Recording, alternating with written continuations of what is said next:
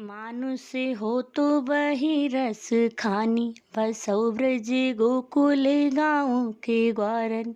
जौ पशु हो तो कहाँ बस मेरो, चरौ नित नंद की धेनु मंझारन। पाहनी हो तो वही गिरे को जो, कियो हरि छत्र पुरंदर धारन। जौ खग हो तो बसेरो करौ मिली, कालिंदी कुल कदम्ब की डारन। मधुर सरस सरल ब्रज भाषा के इन सवैयों में कवि रसखान का ब्रजभूमि एवं आराध्य श्री कृष्ण के प्रति समर्पण भाव स्पष्ट रूप से अभिव्यक्त हुआ है। मनुष्य हो तो वही रसखानी। कवि रसखान कहते हैं कि मनुष्य हो तो वही जो बसव ब्रज गोकुल गांव के ग्वारन, जो ब्रज के गोकुल गांव में निवास करने वाले ग्वाले के रूप में ही हो। अर्थात यदि मेरा जन्म मनुष्य के रूप में हो तो केवल ब्रज के गोकुलवासी ग्वाले के रूप में ही हो, ताकि कृष्ण का सामीप्य मिल सके।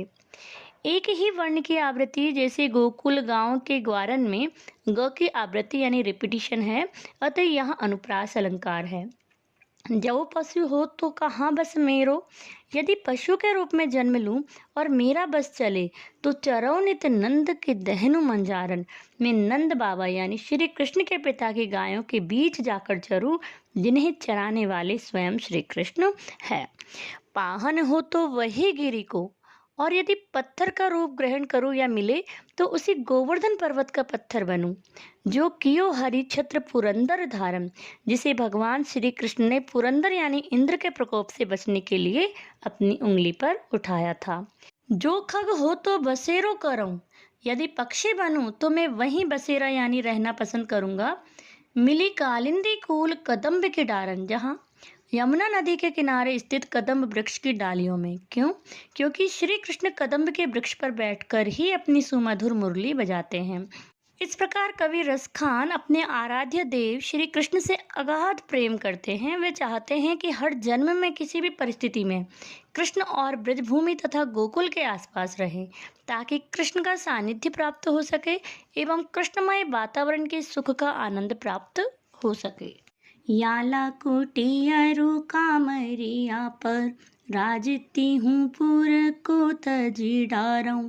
आठहूँ सिद्धि नावौ निधि के सुख, नंदी की गाय चराई विसारऊं। रसखान कबौ इन आखिन सो, ब्रज के बन बाग तड़ाग निहारऊं। कोटिक एकल धोत के धाम, करेली के कुंजन ऊपर बारम। या लकुटी अरु कामरिया पर, राज तिहुपुर को तजी डारो। कवि रसखान श्री कृष्ण के लाठी और कंबल के बदले तीनों लोगों का राज त्याग करने को खुशी खुशी तैयार हो जाएंगे।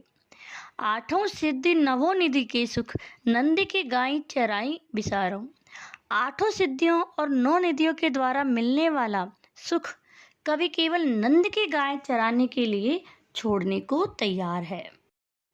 रसखान कबो इन आखिन सो, ब्रज के बन बाग तड़ाग निहारो। कवि रसखान की इच्छा है, इच्छा करते हैं कि वह कब ब्रजभूमि के बनों, बागों तथा तालाबों को देख सकेंगे, क्योंकि इन सब स्थानों से उनके आराध्य प्रिय श्री कृष्ण का अनन्य जुड़ाव है। कोटिक एकल धोत के धाम, कुरील के कुंजन ऊपर बारो। करील यानी कांटेदार झाड़ी, कुंजन लताएं। रसखान कहते हैं कि मैं ब्रज की लताओं से लदी कांटेदार झाड़ियों के ऊपर करोड़ों सोने चांदी के महल भी सहर्ष न्यौछावर कर सकता हूँ। यह सोने चांदी के महलों से अधिक महत्वपूर्ण है। क्यों? क्योंकि इन कुंजों में कृष्ण की उपस्थिति का आभास होता है। रसखान का अपने आराध्य के प्रति विशिष्ट प्रेम होने के कारण उन्हें कृष्ण भूमि के वन, बाग, तड़ाग, यहाँ तक कि कुंजों से भी गहरा लगाव है। उनके सामने कवि को अन्य सुख कमतर लगते हैं। और पखा सिर ऊपर रखे हों, गुंज की माल गरे पहिरऊंगी। ओढ़ी पीताम्बर ले लकुटी बन, गोधने ग्वारनी संग फिरऊंगी। भाव तो वो ही मेरो रस खानी सो, तेरे कहे सब स्वांग करऊंगी। या मुरली मुरली धर की, अधरा न धरी अधरा न धरूंगी। प्रस्तुत सवैये में एक गोपी का कृष्ण के प्रति प्रेम और उनकी बंसी के प्रति ईर्ष्या भाव व्यक्त हुआ है। एक गोपी अन्य सखी से कहती है कि तुम कृष्ण के जैसा मनमोहक रूप धारण करो। तो सखी कहती है, मोर पखा सिर ऊपर रखी हो। कृष्ण के मोर पंखी मुकुट को सिर पर रखकर गुंज के माल गरई पहनूंगी। कृष्ण के समान ही गुंजों के दानों से बनी माला पहनूंगी।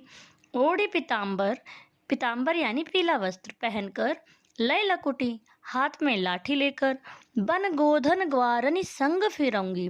ग्वाल बालों और गायों के साथ वन वन घूमेंगी।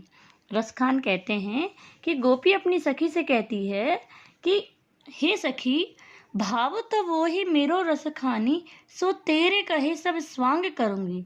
हे सखी, प्रिय कृष्ण के सभी रूप मुझे इतने अच्छे लगते हैं कि तुम जो रूप धारण करने को कहोगी मैं वही रूप धारण कर लूंगी। स्वांग का अर्थ है रूप बदलना। सिर पर मोर पंख का मुकुट, गले में गुंजों की माला तथा पीताम्बर पहनकर गोपी कृष्ण जैसा रूप धारण करने को तैयार है।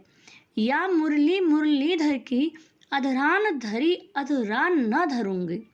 परंतु हे सखी, कृष्ण की मुरली जो सदैव कृष्ण के होठों पर धारण किए रहते हैं, उसे अपने अधर यानी होठों पर नहीं रखूंगी। क्यों? क्योंकि गोपी का मानना है कि कृष्ण को यह मुरली गोपियों से भी ज्यादा प्रिय है। सदैव मुरली बजाने में तल्लीन रहने से गोपियों के प्रेम की ओर ध्यान ही नहीं दे पाते। इसी कारण गोपियों को मुरली से ईर्ष्या हो गई है, इसलिए मुरली को अपने होठों से नहीं लगाना चाहती है।